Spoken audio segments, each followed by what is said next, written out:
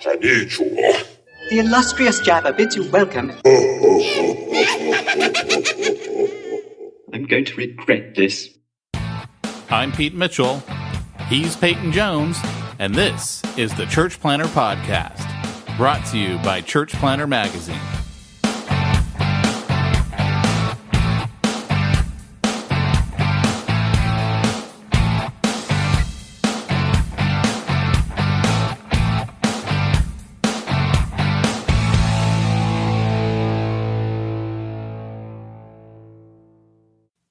Hey, Church Planter, this is Pete Mitchell. And this is Peyton Jones. And we have the happiest topic ever for you today. Yep.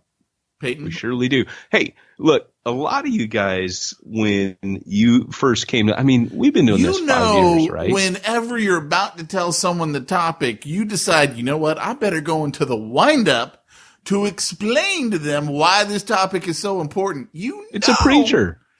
I'm a preacher. It's like, ooh, this is going to be a topic no one really wants to talk about. But so many do. It's like the topic that nobody wants to ask how to do, like these basic things. When you become a minister, nobody tells you like how to do weddings and funerals. You got to figure that stuff out. So today we're going to talk about how to do a funeral. And the wind up is because you can't just go in there and go, hey, we're going to talk about funeral, y'all. We got to talk about here's the deal, man. Like a lot of you guys have been listening. What we came to find in the beginning, we were talking about planning a church. What we found is a lot of you guys as church planners, you didn't go to seminary or nobody really mentored you in basic ministry.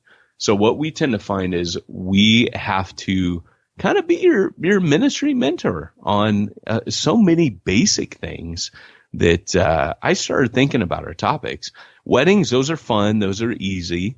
But funerals, that's somebody's big day. And I don't mean like a big day as in woohoo. I mean like, that's the day you don't want to say stuff wrong and wreck it. Like if you say something or goof up, and I have some of the worst wedding faux pas ever. Like, for example, when you turn to the couple and say, you see, when two men love each other, and you meant to say people, and you accidentally said men, that's not good, right? But what kind of weddings are you doing, Pastor Peyton?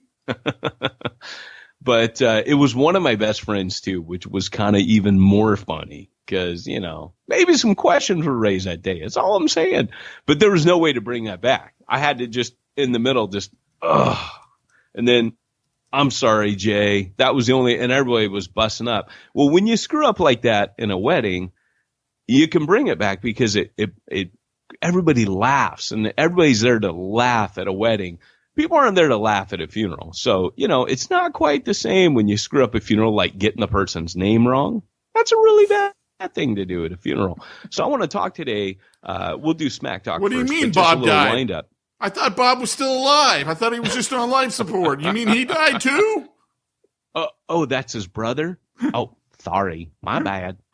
So, anyways, yeah, we're going to talk today about funerals and how to do them. And maybe you've been doing them and you do them and you're awesome at them. But maybe you've been doing them. And really, to be honest, the first time I did a funeral, I was, like 20 years old, man.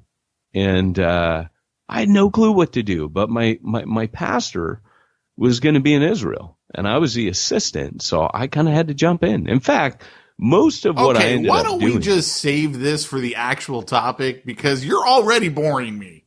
I am, yeah. Well, hey, you as an ordained minister, Pete Mitchell, ought to be thinking about these things. Hey, you know what? You don't have to be an ordained minister to do a funeral. That's true. I'm just saying anybody can do a funeral. That is true, which is why everybody, including you, Pete Mitchell, ought to be interested. To ashes. There you go. Done. What is it? Ashes to ashes, dust to dust. God won't take you, so the devil must. Wasn't that you're not supposed to say that either. Have you seen the meme where it's got George Washington and he's wearing the red Make America Great hat? Great Again hat, except all it says is Make America. I thought that was one of the best ones. That is really good. Man, I got on somebody on Facebook. I'm on their Facebook feed, and they just put out some of the best memes ever. They are absolutely hilarious. Who is it? It's called Liberty Memes. And they just equally go after everybody. Like no one is safe. There is no sacred ground. And then I was listening to an interview with them, and they just spoke at something called LibertyCon, and they go, yeah, you know what? Someone might join us because we put out a meme that makes fun of Hillary Clinton, and then the very next one will put out a meme that's making fun of Donald Trump, and everyone will go, this isn't the same page that it used to be. I'm leaving, something like that. That's rad. They're like, that's kind of like Coffee with Jesus. Remember that cartoon strip? He makes fun of everybody and everything. Does he? I love it. That's the best kind, man. When the guy doesn't have a particular axe to grind, but finds, kind of like this podcast, finds a little bit of irony in everything. And nobody is sacred or off limits. I like that. Hey, Pete, have we got any phone calls that have come in anytime recently? You really any mail you want to read? You really want me to play that phone message I got? Hey, we can't control what correspondence we get. All right. Pete. Well, this is a message that I received from a pastor in Alabama. Hi there. My name's Dewey, and I'm calling for Pete Mitchell. I understand that Pete Mitchell will train my congregation to blow people away in the name of Jesus. Hey, Pete, give me a call. I got some bullets here. I got some gun here. I don't know how to shoot them at people. Could you please come and tell my church how to do that? That would be rad. That would be good. I would love it. We show you how to properly cook up a hog over here. We show you how to read the Bible, and you can show us how to shoot people. That's what we want. So we're here at your ministry, and that you can help us with that. So give me a call. Again, that's Dewey at First United Church of the Happy People in Jesus. And we're in Alabama, by the way. It's a long way to come. But we take airplanes. So we can invite you over, and we can put you on an airplane. Bye. I'm glad that they've discovered the use of airplanes there. That's wonderful. And here's our closing remark to that. Church Planner Magazine. Nice. Hey, welcome everyone to the Church Planner Podcast, where we're finally doing this in the morning, so it's going to be better. I promise. That's what you think, and then I kind of whipped out that funeral topic. Wait a second, guys. This is what I'm hearing from you. Let's talk about something somber right now. Let's just kick it off and talk about funerals.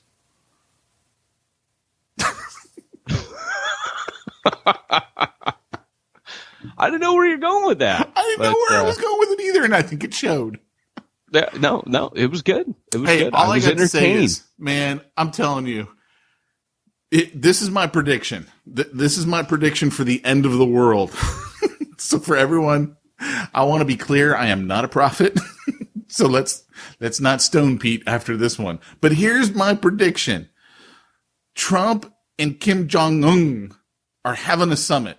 You say that like you mean it. If there are two more volatile guys who should never get together, ever, it's those two.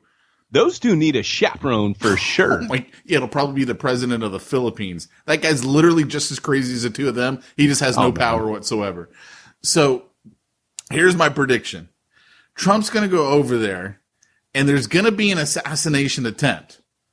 Now, either they kill him or not, I don't know. But then that's going to mean America's got to go, what? You want a piece of me? You want a piece of me?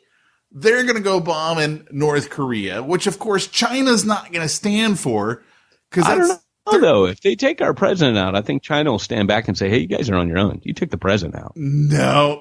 They're going to go, oh, no, you're too close to us. We can't have. Hey, man, look, when Archduke Ferdinand this is my prophecy. This is my prophecy. Let me tell my prophecy. That turned into World War I. Never mind. I'm wrong. And then China's going to jump in because they're going to be like, sweet, dude, let's kick them while they're down. And then Russia's going to sit there and go, hey, we're just going to wait and see who loses. And then we're going after the winner. And boom, The end of the world has come. All because of a summit. I'm just saying. Stock up now on your guns and arms. You're going to need it. Or the winter's coming. Get that. Or for many of you, stock up on that binge watching of Netflix because you're running out of time. You need to start watching Red Dawn, the original one, please. Yes. Because that's what's coming. Can you imagine? Well, our high school mascot was like the coolest mascot ever. So we're just going to keep going with Wolverines. Pretty much. And, while you're at it, you might as well throw in a San Dimas High School football rules. Oh, dude, that's awesome. Little flashback to Bill and Ted's. Absolutely. I like it. I found myself about 2 weeks ago giving that entire synopsis of that movie, 1 and 2, to a pastor friend of mine. Well, I'll have to trust you on number 2. I hated number 2. I know it was like your favorite. What? I know, but I hated it. Oh, dude. Don't you remember you and I have like night and day viewing? We really do. Now, I have to say this. I did think of something earlier in the week. Now, normally I think, ooh, that'd be good for Smack Talk, which, by the way, if you're listening, you're already gone if you don't know this, but this is Smack Talk, right? Because you're like, let's face it, the only people who were listening to this, the only people who were listening to this episode when they saw the title was "How to Do a Funeral" are the people who are tuning in for Smack Talk. True. But some people might be walking around thinking, I might be called upon one day, and I won't know what to do. Just tuck that little gem away. You know what's going to be, because podcasts are eternal. It's going to be the guy who's got a funeral like this weekend going, I don't know how to do it. He's going to come back and listen to this one. Pete, we've been doing this 5 years now. It's been a long time. It is a long time, man. But we still can't get past 100 listeners. What's up? Pete jests. If he just made you feel like a loser for listening, he is lying. That's what he does. He's a marketer. He lies. No. If you just signed a contract with us to advertise on the podcast, he is lying. Hey, so I found myself every once in a while. It's funny, movies that I like that nobody else would touch with the 10-foot pole. Couple of them that just come to mind: Time Bandits.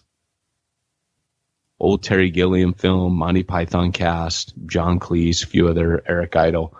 That movie's rad, and it stars a bunch of little people. We will not call them midgets, little people who are really they're cherubs who worked for God in the shrubbery department during the days of creation. But they have this time-traveling map because, as one of the characters says, a bit of a botched job, you see. We only had 7 days to do it. So they have to go back through time and repair the shrubs that they got wrong. But they decide to become international pirates and use the time portals to raid, pillage, and plunder.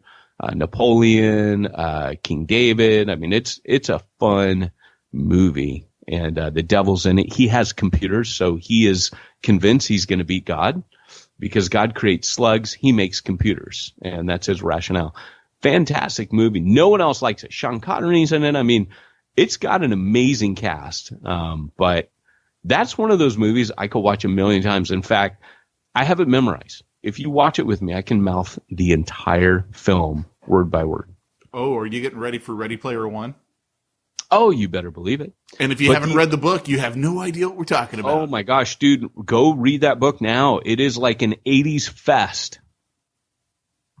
And the other movie, speaking of 80s fest, you realize most church planners are millennials, No. right? You got to do your prophecy. I get to do my stroll down memory 80s. That is like a superpower. Could you be invisible, fly, or make the train noise? Well, if I were doing a podcast, I'd make the train noise. Peyton, right there. But the movie I watched was Excalibur. Have you ever watched Excalibur? I don't know. It doesn't sound familiar. King Arthur, Merlin. It is an amazing. It has a naughty bit, so you got to fast forward that at the beginning. But that movie is the weirdest, coolest thing all at once. And, Andrea walks through the room the other day and sees Merlin talking and goes, see, he just ruins it for me. And it's true. Like, the Merlin character in that film plays it so weird, and yet it's got this, like, quirky 80s thing that kind of works for me. But he'll do things like this. He'll be like, I've been walking my way through time for hundreds of years. And then he has this weird thing he does where I think he's trying to be like mystical, but he'll go, when life and death was but a dream. And he talks like that. And it's all kinds of cheesy and just bizarre. And yet it works for me. And Arthur, of course, he tries to play himself as a young man, which means he talks like this the whole time. And it's just this weird overacted thing. But like, Jean-Luc Picard is in it. Liam Neeson is in it. You can barely recognize him. He's so young in it. Like there's all these like actors that you would know now that are in this thing. And, but it is a brutal movie. It's these guys in these big heavy suits of armor whacking on each other with axes and swords. And it's kind of cool. Yeah, that's great. I'll just leave that one right there and just walk away. I have to get my fix every few years of Excalibur. Hey, so let's, I think we need to have a section on the podcast, memes. Oh, I agree. How about this one? No one shall wield the sword. No one shall wield Excalibur but me. That's a big line out of that movie. Okay. I'm just saying, like, we need that. I don't need we to need play a by lot play of on sound Excalibur. bites. I read the book. We're good. We need that soundbite. And there was a perfect soundbite I had in my head today for us. What about the one that I texted you? The Facebook comment. What? You said you wanted to bring it up on the podcast. Oh, what was that? I don't remember. I was all like 10 minutes ago, man. I remember stuff. You know remember, me. You don't remember? Let that sink in. Oh, that was hilarious. Yeah, so there's this, I'll let you give the punchline, but there was this person posted a meme, and it was a Christian. I know the person. And they were looking for I don't think they got the reaction from Pete they wanted, but it was basically this. It goes, out of all of the U.S. presidents, living U.S. presidents, only one of them attended Billy Graham's funeral. Let that sink in. It was Donald J. Trump. And Pete's response. I just put underneath that, knowing how much Billy loved to preach the gospel, he probably loved having a non-Christian there, like Trump at his funeral, giving him the chance to hear the gospel perhaps for the first time. I thought that was brilliant of a response. And Pete sends me this whole thing. I can't stay out of trouble. Hee hee. I didn't do the hee hee. All I put was Facebook brings out the worst in me because I don't know what it is about Facebook, but it's like, I see all these memes and I want to like comment or I want to like, oh, I like that one. Share it. Share it. Like what I love is how very frequently or how less frequent it is for you to even get irritated when you're putting stuff like you are like the happy troll when you post stuff like that. It's like, you're not even mad. Everyone else is all mad. And I gotta stay off it. I was not mad when I destroyed our mutual friend on Facebook. I mean, I destroyed him and I wasn't mad. I was just like, here's the problem. I was using logic. He was using emotion. And that's why I wasn't upset. I was like, dude, here's why your argument doesn't work. Boop, boop, boop, boop, boop. And he was like, oh, no, how dare you? How dare you? What about the kids? What about the kids? Like that's you can sum up every argument right there. Well, here's the reality is I have to back off from Facebook and social media to air out I don't like people enough, and people make me irritated enough in real life. That's my problem. Like, I need to seriously ban this website. Like, tell my router I am no longer allowed to go to Facebook.com because I can't help but just comment. Well, here's the thing, man. You got your people out there who are like, hey, you gotta speak out on this, that, and that as Christians and, this and that. I don't often feel that way. And the reason why is I think you should speak out against sex trafficking. I think you should speak out against injustice. But what a lot of people are doing now in the name of Christianity is they're really speaking for a particular political agenda. Yeah. And when I see that, It's almost like right now it's really cool to speak, and I'm not a Republican, but it's really cool to speak against Republicans and really cool to speak for the Democrats. But you kind of veil it and hide it, or for liberalism. To me, I still think it's fallen into the trap where the disciples, they kept wanting to make everything political. And Jesus is like, look, my kingdom's not of this world, guys. We're not going there. And Paul tells Timothy, do not become entangled in civilian affairs. So for me as a preacher of the gospel, I'm always looking at everything going, is it right for me to jump in on this? Yes, I have an opinion, but I was not called to preach my opinion. I am a preacher of the gospel. My first and foremost life calling right now is to be a mouthpiece for God as much as I can. So there are times where I'm selective about what I post. And I got friends sometimes be like, hey, I look at your Facebook and looks like it's very carefully crafted what you post. It kind of is to a certain degree because I don't just vomit everything I think and feel on there because I don't necessarily always represent me in my life. And so there's a certain gate that's there for me. And I'm cool with that. I've made peace with that. I don't get to say what I'm unhappy and happy about all the time because as Paul said, I make myself a slave to all that I might save some. Yeah. But what about the kids? Well, what about Bob, Pete? What about Bob? I literally, man, I gotta kill like my Facebook feed.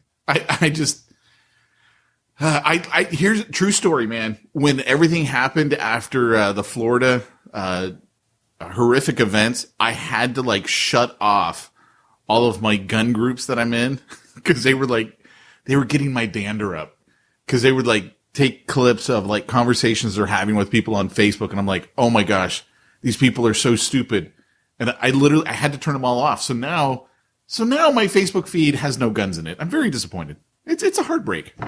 But I had to do that. It still didn't stop me, but it slowed me down. That's a step in the right direction. I think so. I think any slowing down of Pete Mitchell is a good thing. Dude, I am telling you. But I do. I need to like tell my router, Pete Mitchell is no longer allowed to go to Facebook.com. Can you do that? Can you be like, Alexa, you need to limit me from being on Facebook and looking at gun sites? I actually do know I can do it with my router. I could actually go in there and like ban it between 9 and 5. Yeah, you probably should do that. I really should. Yeah. I need you to stay financially plump so that when I get back involved in church planning ventures, you can be my sugar daddy. So, I'm just going to, hey, I value honesty. I know you do too. Who was I talking to? I was talking to my buddy Martin yesterday. He's like, so what have you been up to? I go, well, for the first time in about 7 months, I started working this week. I go, don't worry, it's only going to last for about 30 days, and then I'm going to stop it again. But I've actually been working. Go figure. Yeah, well, hey, even addicts have to feed their habit. They have to put a little work in. I got a big work project. is not a bad thing, Pete. I got a big project. We actually had, when I say we, I'm speaking of the royal we. We as in me. I've had 3 people join the Platinum Bivo Inner Circle in like the last 7 to 10 days. I know. 7 to 10 days. Nice. They were like, hey, you know what, Pete? I'm ready to step up and take this church planning thing to a whole new level. I'm like, I got your back. Right. That's awesome.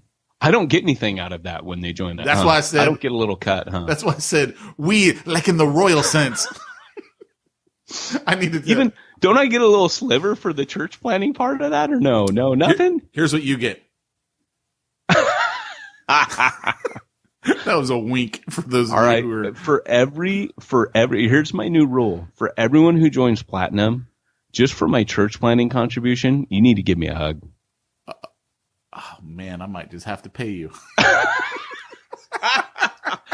All I'm saying, guys, right there, what you just witnessed is you need to know how to push the buttons on your partner to get what you want. And that's what you just witnessed. You read Donald Trump's The Art of the Deal, didn't you? Right there.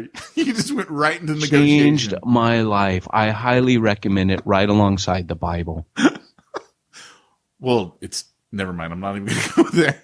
Okay. So I probably shouldn't have gone there either, but So, hey, should we actually get started with today's topic? I was just thinking that. Welcome, you are. This week's episode of the Church Planter Podcast is brought to you by Regal Cinema Theater Church. Guys, here's the deal. If you're just thinking the only places you can meet are a home, a school, or a community center, you're blowing it. You need to go and reach the unreached in public spaces. And the way you can do that is get in touch with Regal Cinemas. They will allow your church to meet there on Sunday mornings. How do you sign up? You go to corporateboxoffice.com/theater-church. Remember, when you spell theater, it's not how you think it was. No, my friend, it is the British way. Why? Because you're in America. That's why. Remember, that's corporateboxoffice.com/theater. That's THEATRE-church. I like it. Today's topic, which is being brought to you by Regal Cinema. And if you think about it, a lot of movies that play have people dying in them. That's like a major point of like every movie, someone's got to die. Oh, that was a rad attempt at a segue, Pete. So if you were the pastor at a church that happened to meet at a Regal Cinemas, how would you do your funeral? Ooh. Wow. I would totally show a rad film about death. A bad one. Sorry. That's a bad answer. I like bad that answer, Peyton. At least you're not showing the bad films about death. Yeah. Which are? I think it was like Total Recall. Wasn't that the one that had like the most people dying in it ever? That was just a bad film in general. Thanks for driving tidy car. So, come on, dude. That was like, what was that, early 90s? You can't fault that. He was pulling that big marble out his nose. Yeah, come on. You still know it, and you know all the lines. I saw it in the theater like 3 times. 2 weeks. 2 weeks. 2 weeks. Sorry. That was rad. You know, not to be outdone by Blade Runner. I'm not kidding, man. I tried watching that thing again the other day. I was like, I could not get past like the first 10 minutes. I'm like, this movie is so bad. It's just an awful movie. Yeah, we don't like the same movies. So I actually enjoyed that. That was a fun ride. You watched it again? I would totally watch it again. I don't think you can make it. You don't think so? I have to try it. It's that bad. It's worse the second time. Whereas Star Wars got better the second time if you take a nap, this one got worse the second time if you stay awake. Can't remember who was asking me about that film recently. They're like, so would I need to watch the first one first? I'm like, yes. What, Blade Runner? Yeah. I did rewatch Blade Runner, but even when I rewatched Blade Runner, I was like, wow, this is really slow. But it was like, 80s, 90s, whatever, whenever it was. So, hey, Pete, you really don't want to talk about funerals today, do you? You're the one who let the transition keep going. It's not my fault. So, back to funerals. I would like to title this one, The Joy of Funerals. I figured that title hasn't been taken probably on the podcast world. So, dude, morning podcasts are fun. We can never do podcasts in the afternoon. The joy of funerals. The joy of funerals. I can't wait till I get to do another funeral. Who's dying in my congregation? Because I am just tuned up to do a funeral. I can't wait to lose another loved one. That was so fun. It's funny because, I think about death a lot. And I've actually been going through a really rough time with death, which is kind of to be expected. I don't think you're supposed to enjoy it. I think that Jesus, when it says, and Jesus wept at Lazarus' tomb, I think it actually says that he was angry. Some people say he's angry at unbelief. Other people say he was angry at death. I think he was angry at death. The Bible says death is an enemy. The Bible never says that death is a natural, the circle of life. That's the crap that we tell ourselves on pop culture because we don't want to face the reality that death is an interruption in the created order of the universe. Death was never meant to be. No, and that's actually one of the things. That's actually one of the things that I found most interesting was in rereading Genesis, seeing that death was actually a gift from God, where he's basically going, "Look, if we don't stop him from getting the tree of life, he's going to live forever. And that's not good.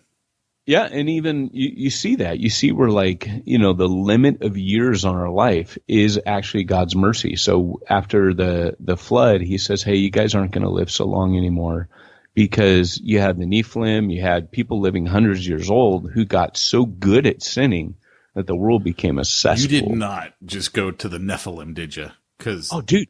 I'm Genesis says they were there before the flood and after. So don't make us go back to that conversation that we had on Voxer about the Nephilim. Hey, listen now. Which would be a way more fun topic. I am an expert in Nephilim. That would be a way more fun topic than the funeral. It would be fun. But I found a crazy book when I was cleaning out my office on the Nephilim. Oh, you know how, like, when you're pastoring and people are like, oh, you have to read this book, Pastor. And you look at it and you're just like, just the cover tells me this book and you are a little bit crazy. But it was one of those books. Oh, you're one of those Christians. Sure, I'll read this. Thank you so much. I guess I'll know what I'm doing for my quiet time in the next couple months. But, you know, it's interesting. You know, I can't think of anything better to be studying right now than the Nephilim while we're trying to reach downtown Long Beach. But, you know, it's funny because, you know, the whole idea is that, you know, death was an interruption and you had the rise of all of this evil and God's like, boom, you know, that's it.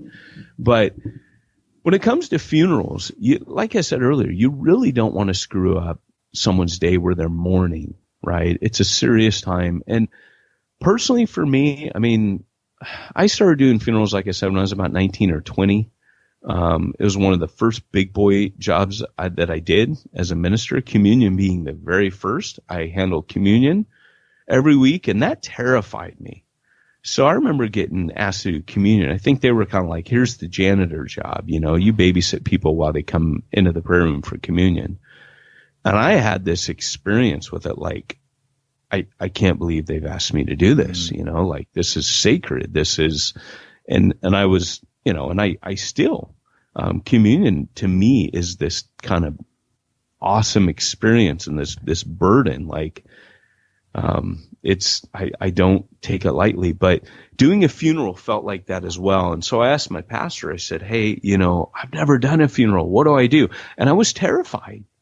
And, you know, so he goes, here, read this book. And he gave me, like, the Minister's Handbook. It was published by Baker. I thought it was going to be another book on the Nephilim. Okay, that's cool.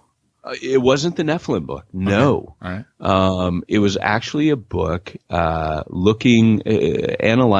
supralapsarian and infralapsarian theologies. It was very helpful. And no, it was the Minister's Handbook by Baker Books. And it gave just a very basic outline. But what was most helpful was what my pastor said. And he goes, Peyton, here's what you do. He goes, let me just run it down for you in like 30 seconds. This is going to be a quick podcast. I'm teasing. We'll talk about more of that. But he goes, we can stretch anything out. They're there to remember somebody. Keep that in the forefront of your mind. He goes, here's what you got to do. Number 1, you open up a prayer. Number 2, you welcome everybody there. You talk about the person. You have all the family write you a paragraph or two. You share a summary of the life. You give a mini potted biography of that person's life. He goes, then you pray again, you preach the gospel. And he goes, now you're not going for the gold. You're going to preach maybe a 5-minute or 10-minute gospel sermon. He goes, then you're going to ask the family to come up one by one. And I go, whoa, hold on. If I'm going to preach the gospel, what if the person's not saved? What do I do? So I'll come back to that answer. But anyways, he goes, you have the family come up, you have them speak, and he goes, and then you pray, and that's it. And if you go to the graveside, there's another mini ceremony, and that one really freaked me out because he didn't tell me what to do for that. And I remember going to my first graveside, I had no clue what to do, so I just prayed a bunch. And, I was going to say, you said the gospel again. No. On that one, I'll go through it step by step. But that was kind of the basic overview, and it seemed pretty simple, you know. So a lot of times there's a wake, you announce that at the end, but it's that simple. It's literally that you open in prayer, you you give a overview of their life, you pray again, you give a gospel message, you pray again, you ask the family members to come up and share, and you close in prayer and thank everyone for coming. I mean, it's really that simple. So a lot of ministers, when they're going into ministry, they don't realize it. Like a wedding service, I could do blindfolded now. In fact, I have that thing memorized, but the reality and you is have done it blindfolded, so yeah, well, that's extra money. But the reality is I don't charge for weddings or funerals. People do end up giving you gifts. It's just what people do, and it depends. If it's a funeral, I'll keep it. If it's a wedding and the couple is poor or young, I don't keep it. You know, I tell them, no, look, I'm ripping this up. Or if it's cash, I slip it back into their jacket or something like that. I do something sneaky and give the money back to them. But thanks for that snort, by the way. That was a great one. That was. Yes, you're welcome. I am a productive man in many ways. Yes. But you know, it's interesting because when it comes to it, like some guys make killer money. I hear of guys sometimes charging $5,000 to do a wedding. I know because and if you'd like to find out how to do that, you can join the Bivo Inner Circle. We will soon be having Ed Joy's. How much does he charge? Do you know? He's got different levels depending on how much counseling you get with it, but I think it's basically like $1,000. Yeah, which is cheap. I mean, depends on where you're at in the country. Yeah. Yeah, and I don't. By the way, I don't think anybody's wrong for taking money for a wedding. It's 20 minutes. I weigh it through it's every the greatest 20 minutes ever. Hey, I weigh it through every time. You know, should I be taking this? Should I charge? Should I this? Should I that? But I found more often than not, it creates gospel opportunities and gospel relationships that I value more than taking money. And that's kind of tended to be my MO. On funerals, though, I've never set a fee for a funeral, but I for some reason I'll take it. You know? Yeah. See, to me, it would be the exact opposite. I'd have no problem taking it from the wedding. It would be harder for me to take it on a funeral. Yeah, it's funny because we talked about that because we got Ed Choi with Bivo Inner Circle, and he's come up with this whole thing where he's like, hey, you could pretty much supplement your income that you don't make from ministry doing weddings if you want to give your time to do that. And I was like, hey, brother, my buddy does that with funerals, and like the funeral home loves him. Like they'll buy him like, you know, $250 worth of clothes at the local surf shop because it's in Oceanside. They love him to death, but the guy is so gifted at it that they're constantly recommending him. So he's busy. He's always doing weddings, funerals, Fridays, Saturdays, but he makes tons of money off it. And I remember you going, yeah, I don't really want to get into that. Yeah, because you were like, hey, maybe we can put together a program on how to make money off of doing funerals. I'm like, yeah, I don't know. That's not me. I can't be promoting, hey, go chase this ambulance. If the dude dies, cha-ching. Go do his funeral. Yeah, and I get that. I can't. And of course, it's not something that I personally struggle with because I don't. I don't know, man. Like I don't personally make money off this stuff. So you know, if someone happens to give me a gift, cool. But also, if they're poor, I will tear it up. You know. Yeah. So it just depends. Like if there's a single woman who has lost her husband and she's been the stay-at-home all her life, I'm not going to take that check. You know what I mean? Somebody like, no, it's my gift to you. I loved your husband. One major piece of advice, guys, and I see ministers do this a lot, do not do it for your family members. Because you're the minister, everyone's going to normally and naturally look to you. Do not do people close to you unless, I say that with a caveat, unless it really means something to you to do your father's funeral. I did my father's funeral. I don't know why. I think because I was the minister and it saved everybody a phone call. I would have much rather have just sat and mourned my dad. That's funny. My dad, as a pastor, has done everyone in my family's funeral. Yeah. All my grandparents. One of my best friends passed away. Is really interesting because I don't know if you know this, Pete, your replacement. I had a best friend before you. Believe me, I know I'm a replacement. And I know I'm replaceable. No, but 7 years ago, yesterday, my best friend passed away. And, he was the guy I couldn't wait to start hanging out with when I got back. And it was devastating to me. I mean, it was very crippling. And last night, I just sat and cried.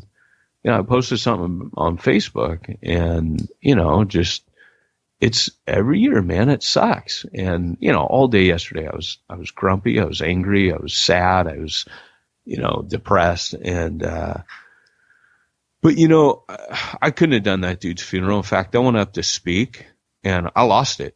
And it took me a long time to regain my composure, because when it's someone really close to you, you don't need to be running that funeral. You need to be, and I didn't run his funeral. I didn't officiate. But they had me get up and speak, and I'm glad I spoke, but it was tough, man. It was really tough. So I would say on those two things, definitely don't, if I were given pointers on this, don't do a funeral of someone who you're really close to. If you want to just have that closure and that rite of passage, funerals are a rite of passage for saying goodbye, and it's an important rite of passage. And I think sometimes you just need that, So, yeah. So how do we do a funeral? So the way that I do it, first off, is don't crack jokes all over the place. That's not the time. What about if you're doing my funeral? Can you crack jokes? I couldn't take your funeral, man. No, but see, we're not that close of friends. We never hang out. When was the last time we were at Islands? Come on. It's because we live so far away, man. That's what I'm trying to keep. That's going to change. I'm trying to keep it so you can do my funeral. All right. That's why we're staying far away. I think your dad's going to want to do your funeral. Oh, so you think I'm going that young? Pete may not be a prophet, but Pete might know a few things. That's all I'm saying. Just joking. Remember, that's corporateboxoffice.com/. Change the subject. So, anyways, no, man, I'll do the best I can. And if I can, brother, I'm going to find an inflatable blow up little person ninja to fly around during the entire service. Oh, I think you need to truck in 150 little people ninjas. Just pallbearers. But I want them to lift me up over their head. Can I dress them like Ewoks? So that they're like, ooh, cha. You can do whatever you want. I'm dead, man. I'm dead. But Jawas, I want it to be oh, I like that even better. But I want it to be like they're stage diving, right?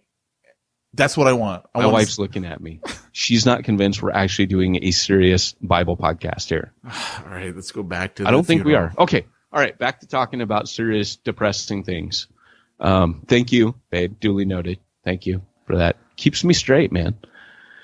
So, going back to this, another pointer that I would check your fly. Always check it. No, okay, get serious now. No, that's wear true. Wear black. I don't mind you having, it's not about you. It's not like a wedding, where it's not about the bride. It's not about you this time. Wear black. Wear a black tie. As the minister, I don't care what everyone else is doing, but that's kind of like your uniform. You need to look like a chauffeur if you're going to do this. Just don't wear that hat. And as you do it, here's the deal. When you preach the gospel, one of the things that was really important for me was kind of distinguishing how to preach a gospel. If they're saved, you talk about the difference Jesus made in their life, quote scripture, and drive it home. Solomon said, better to be in the house of mourning than the house of feasting. The reason he says that in Ecclesiastes, people are thinking about death, and they need, when they're thinking about death, people are really open. Their own mortality has hit them in the face. And then also, too, if they're unsaved, that's where the rubber meets the road a bit. And so my very first funeral was for a man who did not know Jesus. And I didn't know how to handle that. I'm like, so I understand how to preach the gospel, but what do I do? Like, hey, Frank didn't believe in Jesus, but, you'll be in hell if you don't believe, just like Frank. Like, what do you do with that? So I asked my pastor, and his advice to me, and best advice I ever received was, he said, this is the way you handle that. You talk about what Jesus said, I'm the resurrection, the life, yada, yada, yada, or whatever text you take. And he goes, and towards the end, you say, look, Frank, the second Frank died, Frank stood in front of his creator. And if Frank could tell you one thing right now today, it would be, believe in everything Jesus said. Trust in Christ with all your, and he says, let Frank preach it for you, because when Frank stands before the Lord, he's going to realize, he goes, don't say all that. The last thing you want to do is call any attention to the fact that this guy might be, suffering still, like that's terrible, right? You allow people to have you just don't speak to it, in my opinion. I think it's cruelty to say, well, hey, everybody, I know you have comfort to think he's not suffering in his body, but let me tell you about the suffering he's doing in his soul right now. That's just cruelty. That's just sadistic. And you need to not do that. I don't think most people would do that. That guy who called earlier for the podcast, and left that message, he might do that. Yeah, but he's not a faithful listener of the podcast. No, he isn't. So, and by the way, all my family's from Alabama, so don't take offense. That's why I can make jokes at certain ethnic groups, because I am one of them. Is that what that was? Yeah.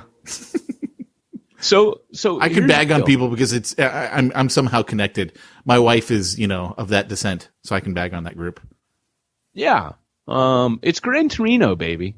Gran Torino. I don't understand that. As long as you attack everyone. It's all cool. Is that what they did in Gran Torino? That was a great movie. Absolutely they did. That was in fact, movie. I saw that movie in L.A. Wait. Here we go. You ready? Yeah. Oh, isn't that best? Every once in a while, you come across that person. It's just a little crazy. That person that you probably shouldn't push too far. That's a great line in that. That's what he says right then. I gotta go. Oh, was it? Yeah. I gotta go back and see that one again, because that was a good movie.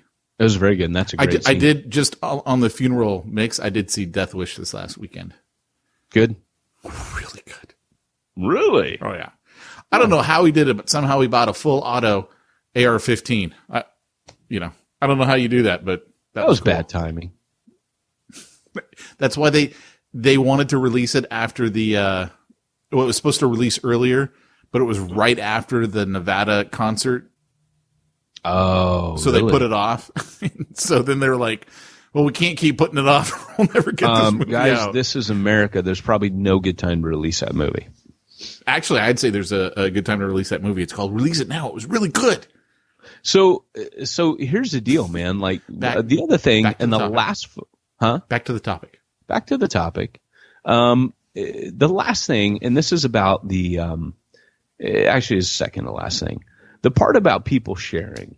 I've seen this go really, really wrong, particularly in funerals I did not officiate, where they have the family say a couple things. And guys, you need to check with the family who they want to share, right? You can't just make it like a smorgasbord. Everybody just come on up to the buffet table, and people start saying stupid things, weird things. I remember when he used to dress in women's clothing, don't open that up for everybody. It is not okay. People start sharing secrets.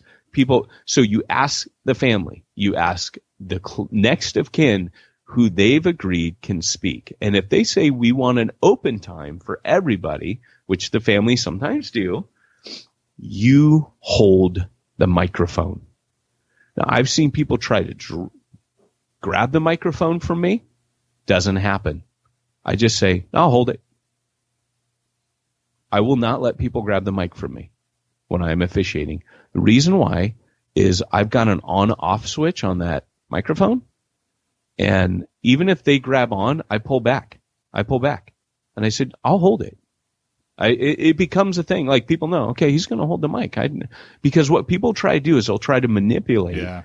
And like I said, I had people a friend of mine who took his own life. I didn't officiate at that funeral, and I watched people say the most terrible things, and I was ready to jump out of my skin because of some of the stupid things said. And you just don't need that. And so how do you stop it? Okay, so someone's so saying, you're holding the mic. Let's use this as an example. Let's say, because a lot of our guys are going to do funerals for people who have committed suicide. Right. So because in Catholicism, mortal sin, blah, blah, blah. Well, when you're holding the mic. Okay, so someone starts to go, it's too bad he's in hell now. You know, yeah, what do you do? You hold the mic, you pull it back, and you say, actually, just for everyone here, I want to comfort you. So-and-so knew Jesus. And right now, we have no doubt that they're with the Lord.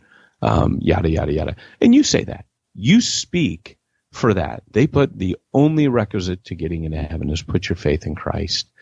And there's all the rest is man-made. I just shoot them down. I just flat out contradict them and say, actually, that's not biblical. Right? Because right there, when you're dealing with that, I'd rather have that one person be mad at me. So do you just take the mic away and then go on to the next person? Oh, absolutely. I step back and I speak. And if they go, I'll say, we're going to hear from someone else right now. Boom. I go to someone else. And they can be mad at me because maybe they and their spouse and their immediate family are mad at me, but the rest of the room is like, thank you. Yeah. Right? Well, especially the family. So who even cares, right? You're doing this for the family. And then it's just like, okay, and everybody quickly gets the lesson. Okay, don't be an idiot, right? Like, don't say stupid things here. What if he's not saved? He's not saved, and someone goes, he's going to hell, blah, blah, blah.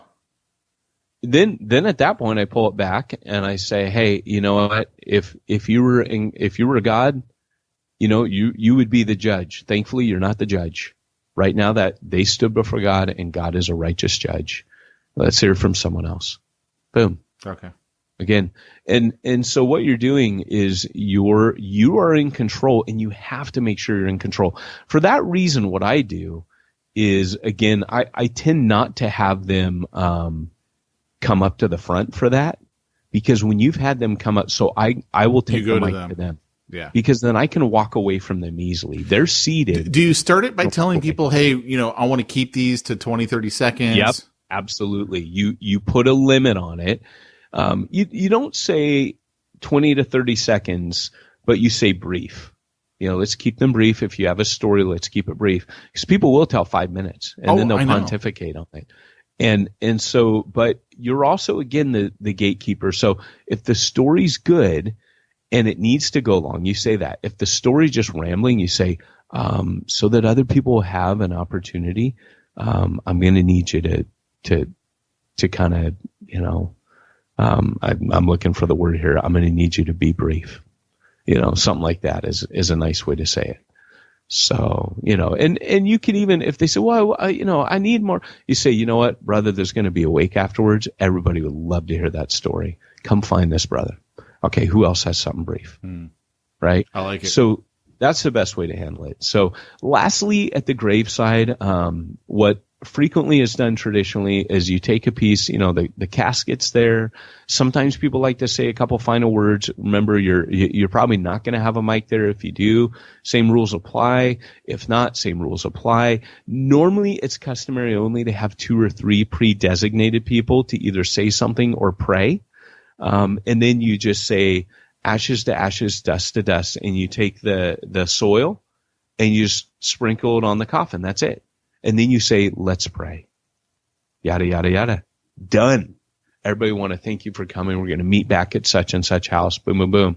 And thank you for paying your respects today. I can tell that so-and-so was very loved. And I know that he'd be grateful that you all were a part of his life and took the time to be here. Yada, yada. You give a final admonition. Again, Christ is standing there. He comforts those who mourn, yada, yada. I always end with Jesus, and that's it. It's really simple. So don't be afraid of it, guys. Hopefully today this kind of takes a little bit of the teeth out. And if you're really excited to do it, if you've caught on to the joy of funerals, there's something wrong with you. But, it is a great gospel opportunity. I think, too, the kind of the cool thing is with a funeral more so than with a wedding, it's really hard to screw up a funeral in the sense that like a wedding, it's got to happen. This has got to happen first, and the bride's got to come down, and then, we got to go to this thing, and then we got to go to that. It's like, it's a funeral. Yeah. It almost feels like, look, we weren't prepared for this anyway, so it's going to be all over the place. Absolutely. And, the other thing too is when you're prepping for it, there is sometimes some preparation that's done, like the deceased or the family wants a certain passage read. The deceased or the family wants certain hymns sung. So you just sort all that. You ask all that at the beginning. It's more about what the family wants to do. So, those things are important. So find all that out. And, guys, hopefully it's been helpful to you. And, Pete, with all this doing funerals and running a church plant, you don't have time to do all the books. Where do you go? Well, I was just going to ask, is there anyone that can help me put together my funeral stuff? No. BibleInnerCircle.com. Cha-ching. When it comes to getting my books done, my tithe, we're coming up here on tax day, we use simplifiedchurch.com. Ta-da! Yeah, and it's really good to have that, because a lot of churches don't realize as a 501c3, you need to do a 990 or a 990 EZ. How do you know the difference? You better talk to somebody and find out which one of those bad boys you got to file. You got to file with the state. You got to file with the government, the IRS. So it's good to be talking to people. If you're planning a church and you're just kind of winging it or flying blind, you have annual requirements. So talk to simplifiedchurch.com. Let them help you with all your bookkeeping and IRS compliance needs, and even payroll. Love it. All right, guys. Well, this has been the Church Planter Podcast. It's your go-to for smack talk and a bunch of nonsense and hopefully some helpful stuff on church planting ministry in general. But remember, if you want to reach the ones that nobody's reaching, you need to go where nobody's going and do what nobody's doing.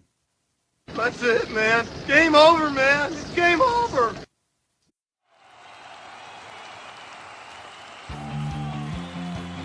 Thanks for joining us for another weekly episode of the Church Planter Podcast with Pete Mitchell and Peyton Jones. We'd love to hear your comments on this episode of the Church Planter Podcast. Visit us online and let us know what you thought at churchplanterpodcast.com. If you subscribe to us via iTunes and have enjoyed the podcast, leave us a positive review. The more positive reviews we receive in iTunes, the more iTunes will promote us to other church planners who would benefit from this show. This podcast is brought to you by the Church Planter Magazine, which is available in the iTunes newsstand or online via churchplantermagazine.com.